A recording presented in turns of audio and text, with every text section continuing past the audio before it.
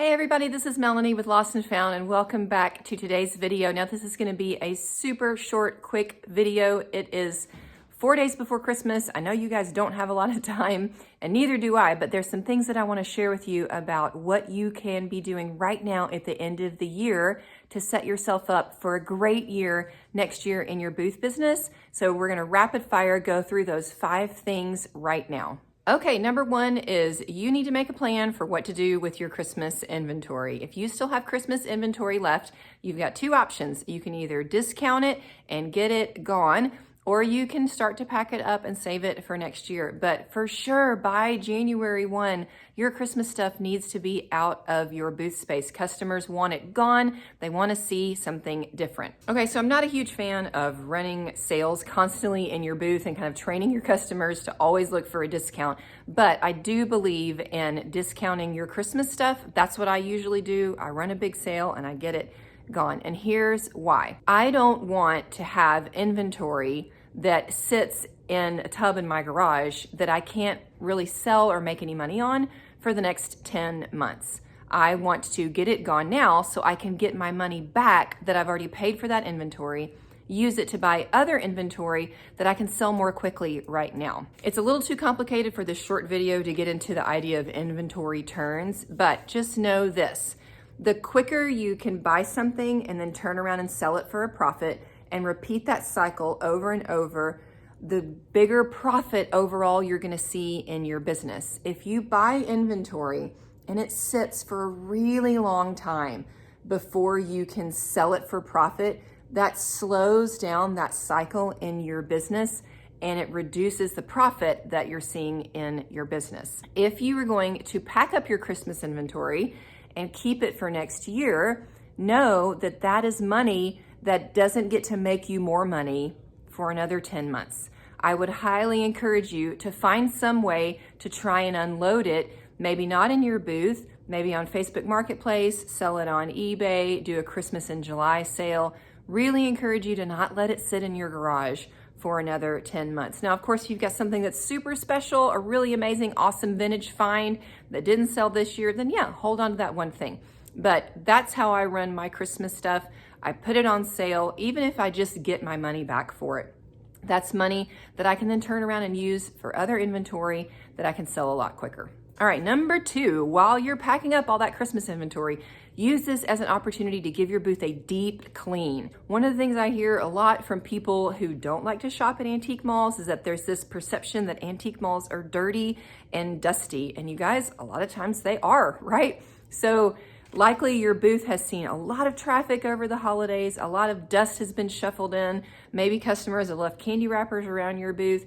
While you're giving it this major overhaul, go ahead and give it a deep clean so that we can shake off that identity of having these dusty, dirty places, and we can let customers know that our inventory is clean and fresh, our space is fresh, it smells good, it's not gross when you're in there. This is a great time of year to really give everything a good clean. Okay, number 3, now that your Christmas stuff is out and you've deep cleaned your booth, it's time to give it a really fresh display for January. So after the heaviness of the holidays and all this extra decor and kind of the deep, rich earth tones of the traditional holiday decor, customers are ready for something that feels fresh and light. Kind of like after your big, heavy Christmas meal, you kind of want to eat a nice salad the next day, right? So same idea for your booth. Your booth has been full and rich and packed and decorated.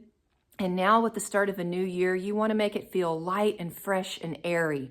So think about curating displays that produce that sort of feel. I love to use blues, light grays, whites, any sort of those cool, fresh tones for a January and February booth, even tossing in a few little pastels here and there. But just think about how can you create a completely new display in your booth, even if you're using some of the same inventory, but put it together in a way that says, this is a new year, this is a fresh space, this is a brand new place for you to come shop, and it has that fresh start of the year feeling for your customers. Okay, number 4, this one is not quite as much fun, but you need to get your numbers together for your taxes. You may not be aware, but if you are making more than $400 of profit within the calendar year of your booth business, federal law says that you are supposed to report that as self-employment income when you file your taxes. Now, it would be super inappropriate and irresponsible of me to stand here on this video and tell you to ignore federal law. So I'm not going to do that. I'm going to assume that you guys are reporting your income on your taxes, or that if you're new in business, that you're going to plan on it. That if you've made more than $400 of profit, that's supposed to be on there when you file next year. Now, I can't get into all the ins and outs of everything that you need in this short video. I will tell you that we talk about that a lot more in Booth Seller Bootcamp if you've got questions. But right now, there's a number that you need to get that is going to be hard for you to figure out in a couple months when you file your taxes. You need to get it right now. And that number is the wholesale value of everything that you have available for sale in your business as of December 31st.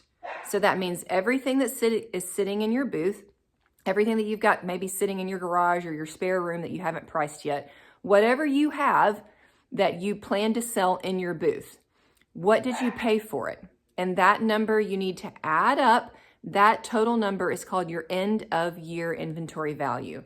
And trust me, when it's time to get your taxes together for next year, your accountant is going to ask for that number. That's the number that you have to have.